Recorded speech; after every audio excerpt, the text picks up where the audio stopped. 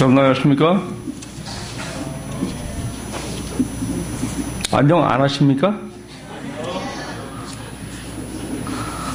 오늘 성경 말씀은 시편 146편 1절로 5절 말씀을 보겠습니다. 시편 146편 1절로 5절입니다. 제가 홀수를 읽으면 여러분들이 짝수를 읽으시고 5절은 같이 읽도록 하겠습니다. 시편 146편 1절을 다 펴보시기 바랍니다. 1절은 제가 할 겁니다. 2절은 여러분이 하시고 3절도 제가 하고 4절은 여러분이 하시고 5절은 다 함께 낭독하시겠습니다. 시편 146편 1절 할렐루야 내 영혼아 여호와를 찬양하라.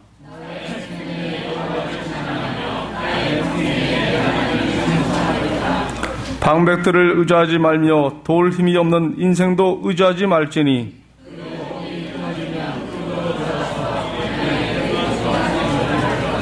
다 같이 읽겠습니다. 5절 야곱의 하나님으로 자기 도움을 삼으며 여호와 자기 하나님에게 그 소망을 두는 자는 복이 있도다.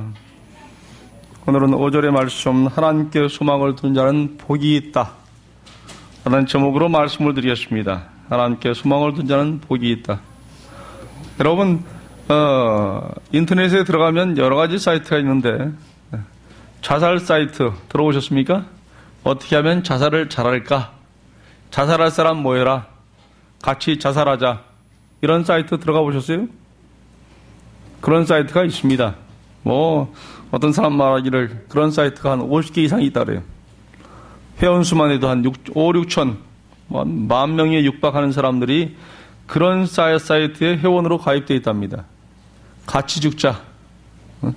같이 가서 죽을 사람 모여라. 제가 신문을 조사해 보니까 6월 달에도 한 건이 있었습니다. 경북 성주에서 집단 자살을 했는데 남녀 4명이 발견됐습니다. 차 안에서 연탄재 3장, 연탄 6장, 번개탄 7개를 펴놓고 죽었습니다. 이 사람들은 다 자살 사이트에서 만난 사람들입니다. 7월 3일에 경기도 가평에서 한강에 투신해서 5사람이 떨어졌습니다. 한 사람만 살아남고 4사람은 죽었습니다. 8월 7일은 전북 부안에서 자살 사이트에서 만난 남녀 2사람이 만나서 자살했습니다. 8월 28일 얼마 전에 20대 남녀 한 사람은 남자는 강원도 사람, 여자는 서울 사람인데 승용차 연탄불에 불을 펴놓고 죽었습니다. 자살 사이트에서 만났어요. 같이 죽을 사람, 혼자 죽으려니까 힘들고 같이 죽을 수 있는 사람 모여라 해가지고 죽은 겁니다. 자살 사이트를 들어가지 않았지만은 그런 내용이 적힌 내용들이 많습니다. 거기 보면 사람들이 왜 죽음을 생각하는가? 대부분 죽음을 생각하는 사람들이 다 10대, 20대입니다. 지금 제가 이야기한 내용들 다 10대, 20대 사람들이 다 그런 일. 병이 특별히 있어서 우울증에 걸려서 자살을 결심한 사람도 있지만은 많은 경우에는 사소한 겁니다. 성형수술을 했더니 잘못했다. 죽고 싶다.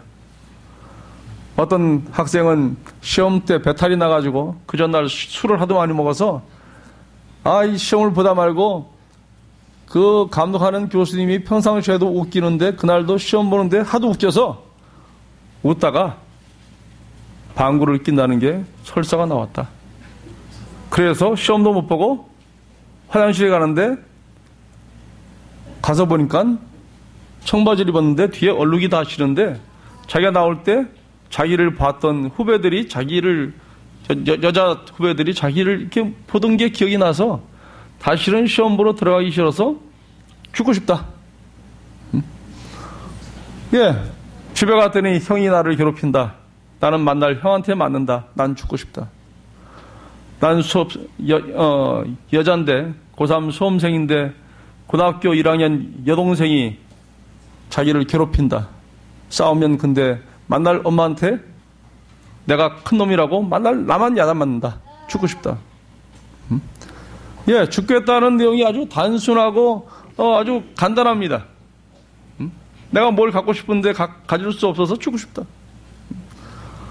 네, 미국에 있는 어떤 사람은 외로워서 난 죽고 싶다. 난 우리 가족 외에는 아무도 자기를 알아주지 않는다. 학교 가면 외롭다. 난 죽고 싶다. 남자친구가 도망갔다. 자기를 쳐다보지도 않는다. 난 죽고 싶다. 죽고 싶은 사람이 얼마나 많은지 모르겠어요. 왜요? 아무런 희망이 없기 때문입니다. 아무런 이 땅에 이 세상에 희망을 두고 사는 사람들이 절망 가운데 빠져 있습니다.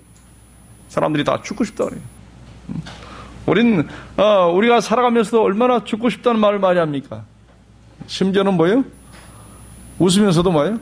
이거 죽을 것 같다. 웃다 죽을 것 같다. 뭐 하면 죽을 것 같다고 이야기합니다. 우리는 다 소망 있는 사람들입니다. 그러므로 소망의 대상을 확실하게 합니다. 하나님께 우리의 소망을 두어야 합니다. 하나님을 바라보는 사람은 결코 절망하거나 또 그것 때문에 자살하지 않습니다. 오늘날 사람들은 너무 쉽게 포기하고 쉽게 절망합니다. 3개월, 6개월 믿었다가 1년도 안 돼서 신앙을 포기하는 사람도 있습니다. 여러분, 신앙은 꾸준한 겁니다. 신앙은 유행처럼 붙이고 다니는 그런 액세서리가 아닌 것입니다. 많은 사람들이 결혼하고 이혼합니다. 대부분 언제 합니까? 1년도 안 돼서 이혼을 해요. 많은 숫자의 사람들은 제대로 살아보지도 않고 이혼해요. 달랑 1년 살고 이혼합니다. 뭘 안다고? 서로 아무것도 모른 채로 너무 쉽게 성급하게 결정을 내립니다. 사람들이 자살하는 것도 그렇게 쉽게 성급하게 결정을 내립니다. 우리가 인생을 살아가면서 얼마나 아름답고 좋은 것들이 많이 있음에도 불구하고 사람들은 그저 부정적인 눈으로, 세상의 관점으로, 세상의 어떤 편견으로, 세상의 어떤 가치 기준으로 우리의 삶을 예단합니다. 그러나 우리는 소망을 하늘에 두어야 합니다. 하나님께 소망을 두는 사람은 우리의 삶이 날마다 새로움을 경험할 수 있기 때문입니다. 본문 시편 146편은 이스라엘 백성이 70년 동안 바벨론에 포로되어서 잡혀있다가 나올 때에 기록한 찬양의 시입니다. 이 사람들이 우상 숭배하고 그래서 결국은 하나님 앞에 버림을 받았습니다. 전쟁에 패하고 포로가 되어서 바벨론에 사로잡혀 갔습니다. 70년 동안 살아가면서 우리가 예루살렘이 좋았었는데, 옛날 하나님 믿던 신앙이 좋았었는데, 사람들이 그제야 실망하고 그제서야 낙담하고 그제서야 후회합니다. 이제 이 70년의 포로 생활이 마치고 예루살렘으로 돌아가려 할 때 사람들의 마음 가운데 큰 포부가 있었습니다. 우리가 가서 성전을 멋있게 짓고 신앙생활 열심히 하겠다. 내가 이제 하나님 결코 배반하지 않겠다는 결심을 마음 가운데 하고 돌아옵니다.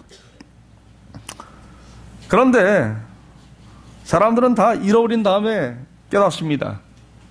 병 들어야지 건강을 생각합니다. 사람들은 자기에게 주어진 것이 얼마나 감사하고 기쁜지 잘 알지 못합니다.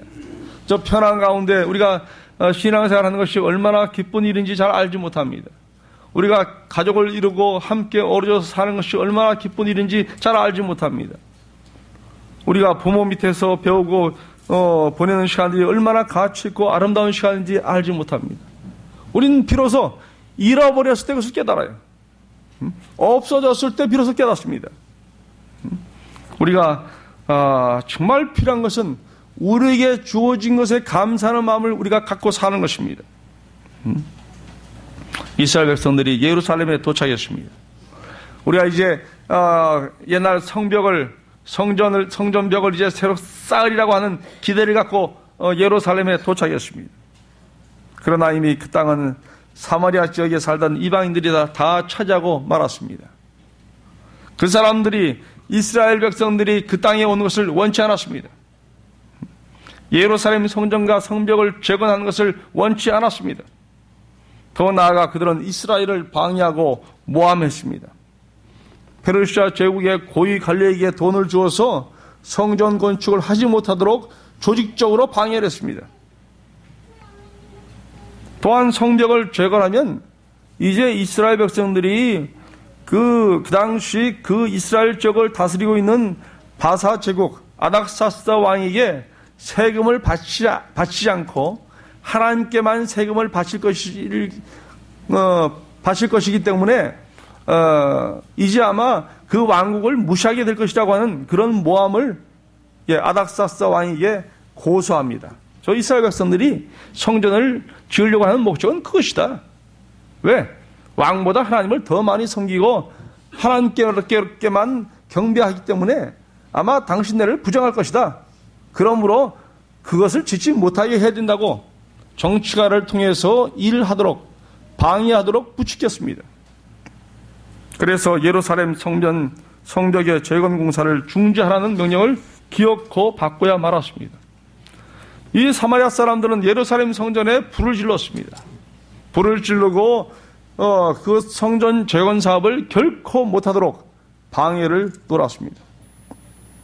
이스라엘 백성들은 포기할 수밖에 없었습니다. 왜? 힘이 없었어요. 포로돼서 막 돌아왔기 때문에 돈도 없었고 권력을 움직일 수 있을 만한 힘도 없었고 백도 없었습니다.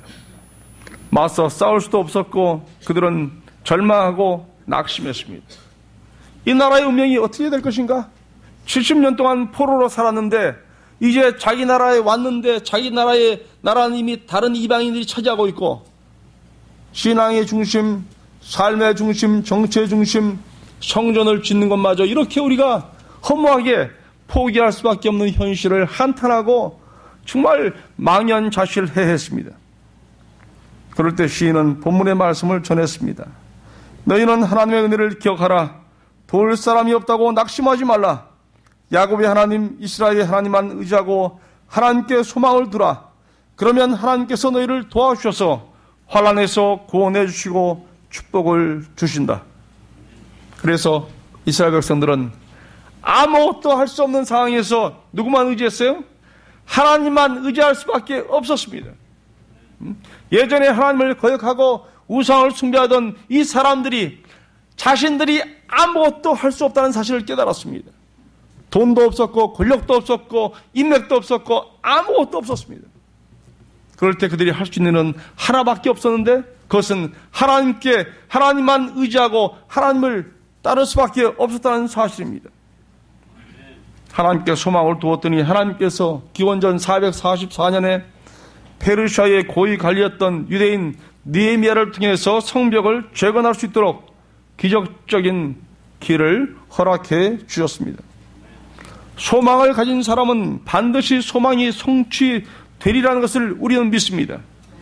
그래서 본문 말씀을 통해서 하나님께 소망을 두는 자는 복이 있다 말씀하십니다. 하나님께 소망을 두는 자는 복이 있다. 아까 올라오면서 여기서 기도 끝나고 손정아 집사님이 자기는 자기 아들 말할 때 52격절 다 외웠다고 저한테 얘기했습니다. 확인은 못했습니다. 여러분 아시죠? 예, 아주 자부심이 대단합니다. 예. 그러나 중요한 것은 뭐예요? 하나님께 소망을 둡니다. 왜? 아들이 하나밖에 없는 아들이 신앙 가운데서 튼실하게 자라날 것을 확신하는 말로 인해서 제가 마음 가운데 기뻤습니다. 우리가 우리의 삶을 하나님께 두는 사람은 복 있는 사람들입니다. 하나님께 소망을 두는 사람은 복 있는 사람들입니다. 시편 146편 1절로 5절의 말씀을 통해서 오늘 서로 간에 말씀으로 용기와 힘을 얻게 되기를 간절히 바랍니다. 첫 번째로 이 말씀하기를 내 평생에 내 하나님을 찬송하리로다. 시편 146편 1절로 2절에 말씀하기를 할렐루야 내 영혼아 여호와를 찬양하라. 나의 생전에 여호와를 찬양하며 나의 평생에 내 하나님을 찬송하리로다. 할렐루야 무슨 말이에요? 할렐루야 하나님을 찬양하라 라는 말입니다. 하나님을 찬양하라. 우리는 세상에 살 때 하나님을 찬양하며 살아야 합니다. 내 영혼아 여호와를 찬양하라고 했습니다. 있을 때만 찬양하는 것이 아니라 그분이 참으로 없는 것처럼 보일 때, 절박할 때, 우리가 고통받을 때 하나님을 찬양해야 한다고 말씀하고 계십니다. 또한 나의 생전에 여호와를 찬양하며 나의 평생에 내 하나님을 찬송하리로다 말씀하십니다. 히브리 13장 15절에 말씀하기를 이러므로 우리가 예수로 말미암아 항상 찬미의 제사를 하나님께 드리자. 이는 그 이름을 증거하는 입술의 열매니라. 야고보 5장 13절에 너희 중에 고난당하는 자가 있느냐? 저는 기도할 것이요. 즐거워하는 자가 있느냐? 저는 찬송할지니라. 프랑스의 신학자 칼빈은 말하기를 찬양이 믿음의 확실한 증거가 되고 찬양이 믿음의 확실한 증거가 된다고 이야기했습니다. 마틴 루터는 말하기를 찬양은 마귀를 쫓는 최고의 수단이라고 이야기했습니다. 아주 옛날에 제가 준영이보다 더 어렸을 때 할머니 뒤에 엎혀가지고 교회를 갔습니다. 그 동네는 사방천지에 다른 교회가 없고 딱 하나 나중에 가보니까 감리교회더라고요. 저희 집에서 시골 집에서 읍내까지 1시간 걸립니다. 1시간 가는 동안에 하천이 2개가 있고 하천 위에는 아주 위태위태하게 보이는 저 나무로 된 다리가 놓여 있었습니다. 그 나머지 부분은 다 허벌판입니다. 동물들이 많고 뱀도 많은 곳이었어요. 아침마다 할머니께서 부엌에서 구렁이를 이 부적갱이로 이렇게 들고서 갖다 내다 버렸던 일들이 늘 기억이 납니다. 늘 우리 집 주변에 늘 구렁이하고 뱀들이 많았습니다. 그것은 어린아이들의 친구였고 두려움의 대상도 아니었습니다. 늘 보는 것이니까. 한 번은 겨울이었던 것 같아요. 겨울철에 읍내까지 이제 예배를 드리러 갔습니다. 저녁 예배. 할머니랑 둘이 살았는데 다른 가족들은 다 서울로 이사를 갔습니다. 할머니랑 둘이 살면서 교회를 다니기 시작했는데 교회에서 예배를 드리고 오는 길에 하얀 눈이 쌓여 있었습니다. 이제 읍내 다 벗어나면 읍내를 거의 벗어나면 학교가 있는데 학교 울타리는 그 향나무, 측백나무가 이렇게 울타리 구실을 했습니다. 그 길을 걸으면서 할머니 뒤에 엎여서 오는데 자꾸 뒤에서 누가 쫓아오는 것 같았어요. 예? 아무도 없었어요. 주변에 사람이 하나도 없었습니다. 그냥 그 말에 교회를 다니는 사람이 없었어요. 그 길을 1시간 걸려서 할머니 등에 엎여서 가야 했습니다. 걷는데 뽀드득 이렇게 밟고 지나가는데 꼭 뒤에서 누가 쫓아오는 것 같은 그런 두려움을 느꼈습니다.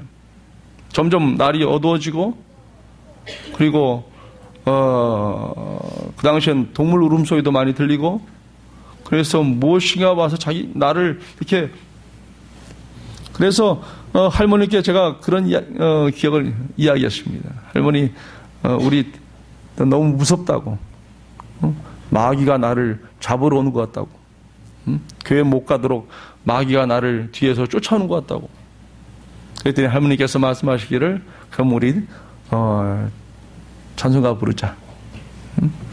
아마 여러 가지 노래를 불렀던 것 같아요. 내주는 강한 성이여 이런 노래도 불렀던 것 같아요. 예, 정말 나에게 방패와 힘이 되시는 그 하나님을 찬양했습니다. 우리가 찬양할 때는 아주 큰 소리 둘밖에 없었으니까 큰 소리로 막 찬양했어요. 정말 어린 마음에도 그 찬양 소리가 울려 퍼질 때 아무런 두려움도 없이 사라진 것을 느꼈습니다. 예, 할머니랑 그곳에서 시골에 살면서 교회 다니면서 늘 그런 경험들을 했습니다. 하나님께서 내가 찬양할 때 하나님께서 나를 보호해 준다는 강한 그런 보호하심을 느꼈습니다. 새벽 되면 할머니께서는 새벽 기도를 가십니다. 그러면서 우리 집에 큰 예수님 기도하는 액자가 하나 있었는데 호롱불을 켜고 살았습니다. 호롱불 옆에서 할머니께서 말씀하시기를 저 예수님께서 너를 지켜주니까 너는 잠을 자든지 잠을 자고 있으라고. 예, 전 든든했습니다. 왜? 그 예수님께서 나를 지켜준다는 그저 작은 믿음을 갖고 있었습니다. 예, 생활의 모든 것은 예수님과 늘 연결되어 있었어요. 그 예수님이 할머니께서 저에게 가르치신 신앙의 어떤 유산과 같은 것이었습니다. 여기 말한 것처럼 마틴 루터가 말하기를 찬양은 마귀를 쫓는 최고의 수단이라고 이야기합니다. 우리가 찬양할 때 우리가 곡조가 혹시 틀릴지라도 우리가 힘있게 찬양해야 될 목적과 이유가 있습니다. 말하기를 찬양은 곡조 있는 기도라고 이야기합니다. 찬양은 곡조 있는 기도라고. 두 번째로 도울 힘이 없는 인생도 의지하지 말라고 말씀하십니다. 시편 146편 3절 4절에 방백들을 의지하지 말며 도울 힘이 없는 인생도 의지하지 말지니 그 호흡이 끊어지면 흙으로 돌아가서 당일에 그 도모가 소멸하리로다. 사람 의지하지 말라고. 사람 믿지 말라고. 왜? 그 사람은 사람을 실망시키고 또 그 약속이나 그 계획이 아무 소용이 없다고. 사람 죽으면 다 흙이라고. 사마리아의 방백들은 이스라엘을 모함해서 예루살렘 성전과 성벽을 재건하지 못하도록 해방했습니다. 이스라엘 어떤 누구도 맞서 싸울 만한 용기를 가진 사람이 없었습니다. 그러나 하나님께서는 힘이 없다고 낙심하지 말라고 말씀하십니다. 또한 인생을 의지하지 말라고 말씀하십니다. 왜냐하면 우리 인생은 호흡이 끊어지면 흙으로 돌아가기 때문입니다. 지난번 추석 때 재림공원을 다녀왔습니다. 사람들이 참 많이 왔더라고요. 그러나 더 많은 사람들이 거기에 누워 있었습니다. 제가 아는 사람 되게 많더라고요. 저희 할머니하고 아버님 계신 무덤 바로 앞에 그 한상호 목사님 동생 한상호 목사님 또 계세요. 그 옆에 보니까 뭐 다른 분 계시는데 그 자손들이 제가 알만한 분들이었습니다. 좀 지나가니까 제 친구 이름도 거기에 보입니다.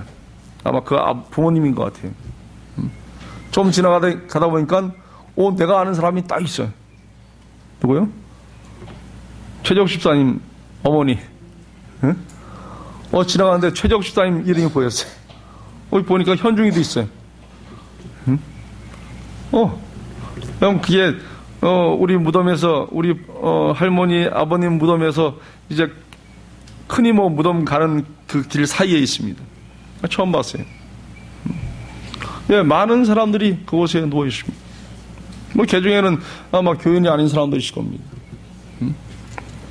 그러나 중요한 것은 하나님의 소망의 약속이 얼마나 많은 사람에게 우리의 삶에 살아갈 수 있는 목적과 또 삶의 의미를 주었냐 하는 사실입니다.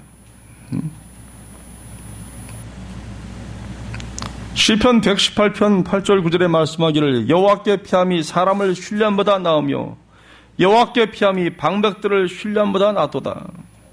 예레미야 17장 5절 7절에 말씀하기를 나 여호와가 이같이 말하노라. 무릇 사람을 믿으며 혈육으로 그 권력을 삼고 마음이 여호와께서 떠난 그 사람은 저주를 받을 것이라. 그러나 무릇 여호와를 의지하며 여호와를 의뢰하는 그 사람은 복을 받을 것이라고 말씀하십니다. 권력 의지하지 말라고 말씀하십니다. 사람 의지하지 말라고 말씀하십니다. 사람의 힘이나 능력을 의지하지 말라고 말씀하십니다. 우리가 믿는 분은 예수님이에요. 예수님을 믿을 때 그분은 우리를 결코 실망시키지 아니하신다고 말씀하고 계시는 것입니다.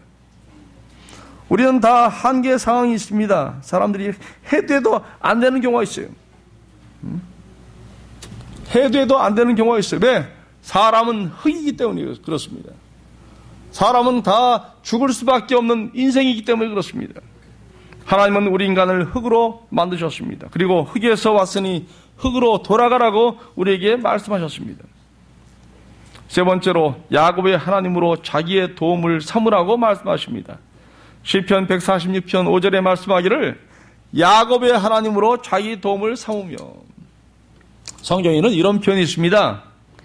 아브라함의 하나님, 이삭의 하나님, 야곱의 하나님. 왜 이런 표현을 써놨을까요?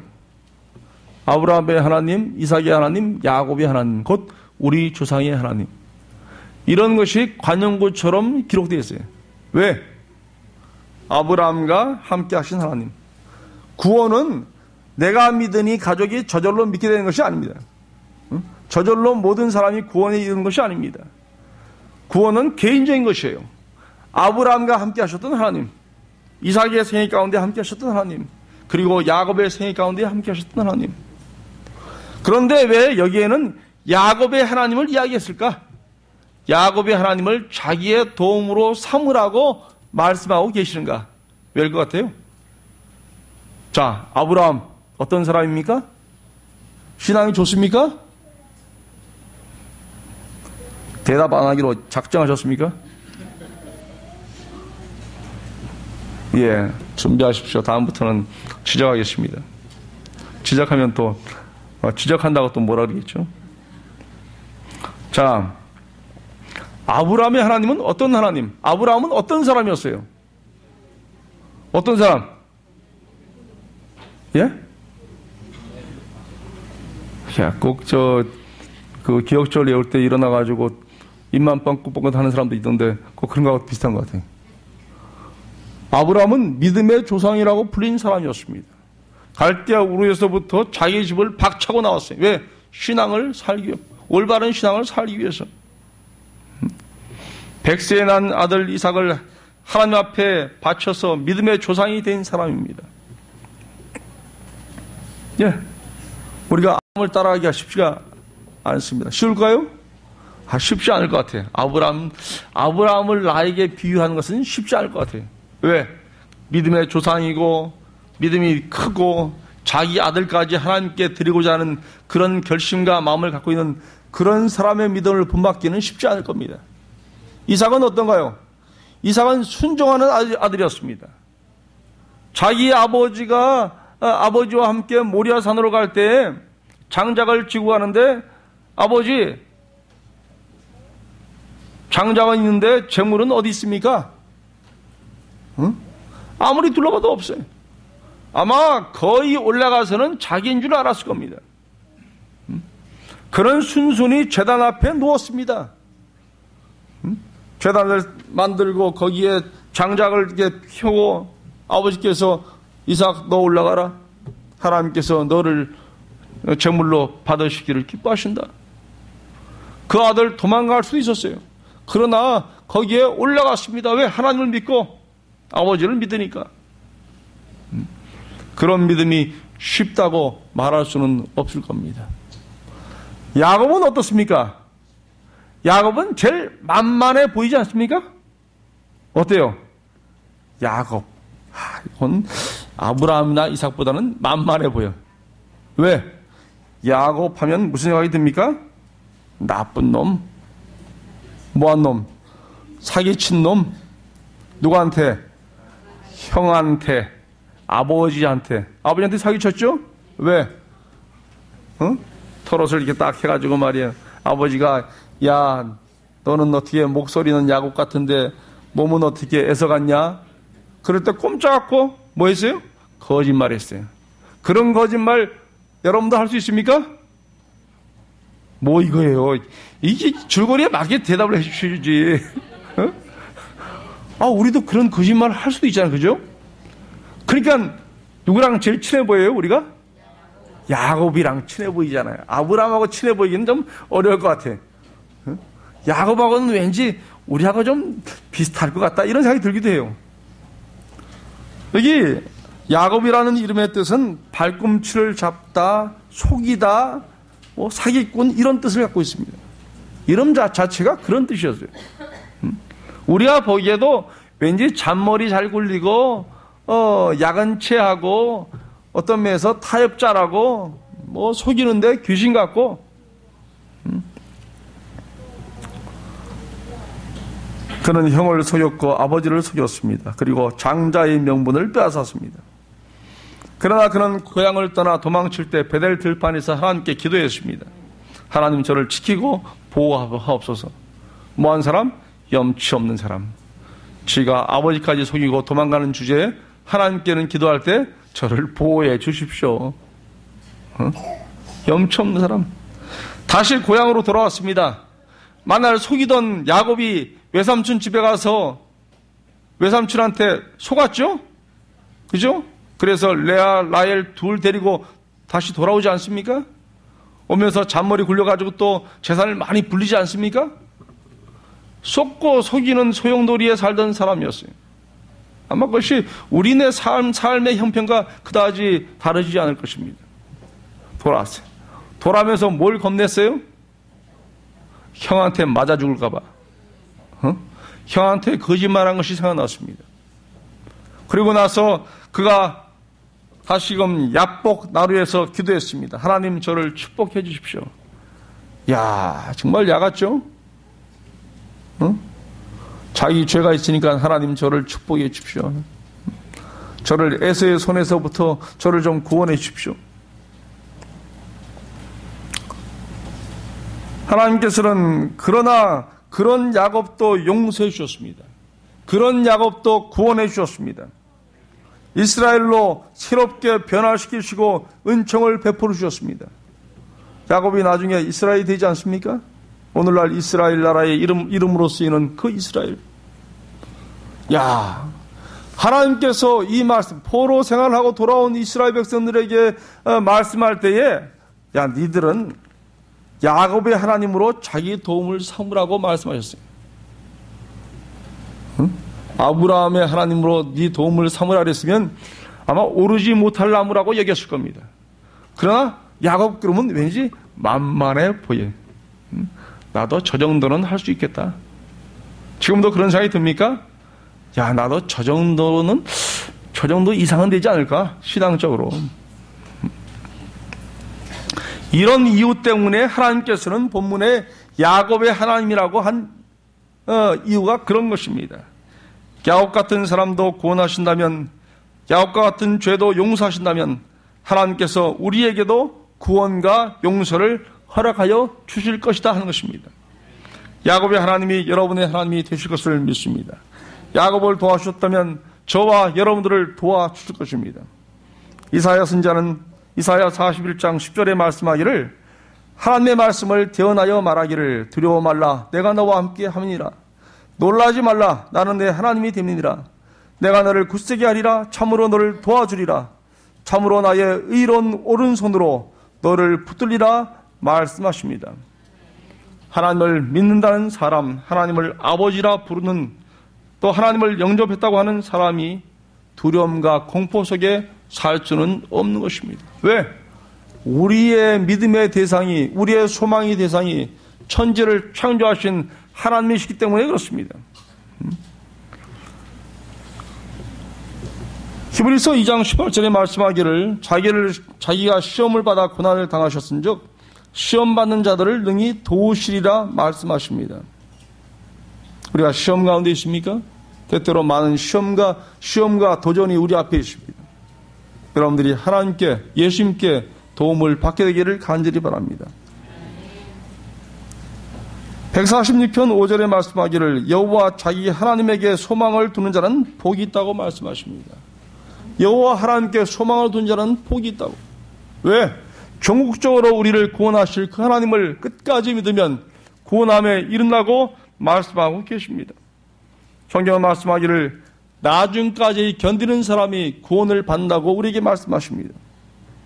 하나님의 말씀, 하나님의 능력, 하나님을 믿으면 하나님께 소망을 두어야 하는 것입니다. 나는 못해도, 나는 부족해도, 나는 연약해도 하나님께 소망을 두어야 합니다. 하나님께 소망을 두는 자는 복이 있다고 말씀하십니다. 다윗 왕은 시편 37편 9절에 말씀하기를 대저 행악하는 자는 끊어질 것이나 여호와를 기대하는 자는 땅을 차지하리로다. 여호와를 기대하는 것은 여호와를 소망하는 것입니다. 여호와를 소망하는 자는 땅을, 무엇을, 하늘나라를 소유하게 될 것이라고 우리에게 말씀하십니다. 하나님을 의지하는 사람, 하나님께 순종하는 사람, 충성하는 사람에게 하나님께서 땅의 축복을 더하여 주신다고 말씀하십니다. 예레미야 29장 11절에 말씀하기를 나 여호와가 말하노라 너희를 향한 나의 생각은 내가 아나니 재앙이 아니라 곧 평안이요 너희 장래에 소망을 주려 하는 생각이라고 말씀하십니다. 하나님께서 우리에게 소망을 주시기를 원하십니다. 사람들이 참으로 자신의 마음을 둘 곳이 없어 수많은 사람들이 자살을 생각하고 또 고통받는 이 땅에서 하나님께서 우리에게 소망을 주시기를 기뻐하십니다. 하나님께서는 우리에게 소망을 주시기 원하십니다. 기도를 통해서 소망을 주시고 찬송을 통해서 소망을 주시고 말씀을 통해서 소망 주시기를 기뻐하십니다. 디모데전서 6장 17절에 말씀하기를 내가 이 세대의 부한 자들을 명하여 마음을 높이지 말고 정함이 없는 재물에 소망을 두지 말라고 말씀하십니다. 정함이 없는 재물, 그것은 돌고 도는 재물이라는 뜻이에요. 그것이 확정되어 있는 그런 것이 아니라 하는 것입니다. 오늘날 재물에 소망을 두어서 낙심하고 절망하는 사람들이 얼마나 많이 있습니까? 우리의 소망은 하나님께만 있는 것입니다. 가슴으로 영원히 소망이 샘솟는 사람은 진정으로 축복받은 사람들입니다. 왜냐하면 믿는 사람들은 소망을 하나님께만 두기 때문입니다. 돌토이는 말하기를 인간은 하나님을 믿을 때 행복하게 된다고 말했습니다. 그의 삶을 두고서 이야기하기를 하나님을 믿을 때 행복하게 된다고. 하나님을 모르는 인생이 행복을 찾는 것은 쌓여있는 건초더미, 소의 먹이를 주는 그런 건초더미에서 바늘을 찾는 것과 같다고 이야기합니다. 인생의 행복을 찾는 것은 그런 것과 같은데 실상은 그 건초더미 속에 바늘은 없다는 겁니다. 사람들은 그저 막연히 그런 것이 있을 것이라고 생각하고 여기저기 쑤셔봅니다. 어떻게 쑤셔봐요? 돈을 벌어보기도 하고 많이 공부해보기도 하고 멋진 아가씨와 결혼해보기도 하고 어떤 사람은 뭐예요?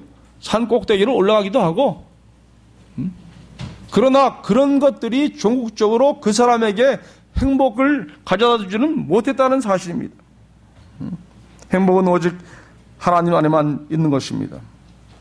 성경은 말씀하기를 우리가 도울 힘이 없는 인생을 의지하지 말아야 한다고 말씀하십니다.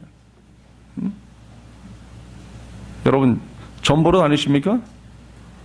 이제 선거 때 되거나 뭐 그러면 미아리에 전보로 다니는 사람들이 많은데 그 중에 교회 다니는 사람도 있다 그래요.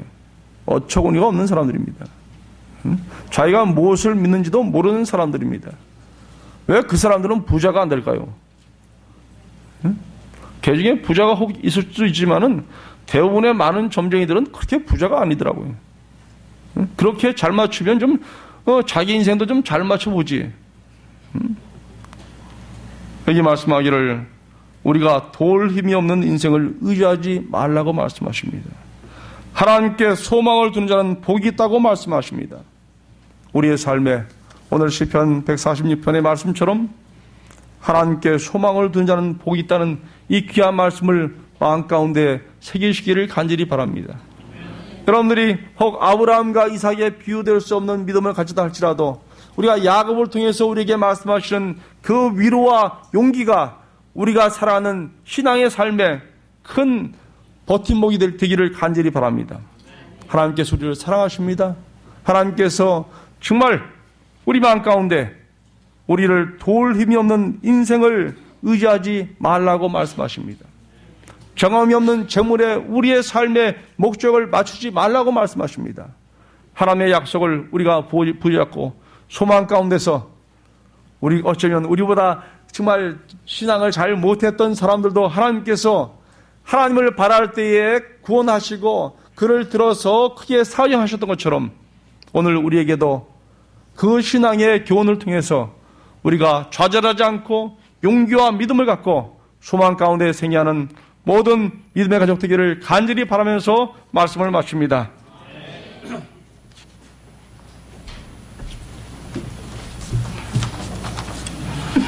오늘은 9월 17일 안식. 이제는 우리 주 예수 그리스도의 은혜와 하나님의 사랑과 성령의 교통하심이 이 예배를 마치고 돌아가는 우리 마음 가운데 함께 하셔서 매 순간의 생애마다 참으로 창조주 하나님을 우리 마음 가운데 소망의 주인으로 모시고 생애하며 날마다 말씀과 기도와 찬송으로 용기와 힘을 얻는 믿음의 사람 되도록 우리 모두를 이끌어주시고 인도하시기를 사랑하신 예수 이름으로 간절히 감사하며 축원하옵나이다.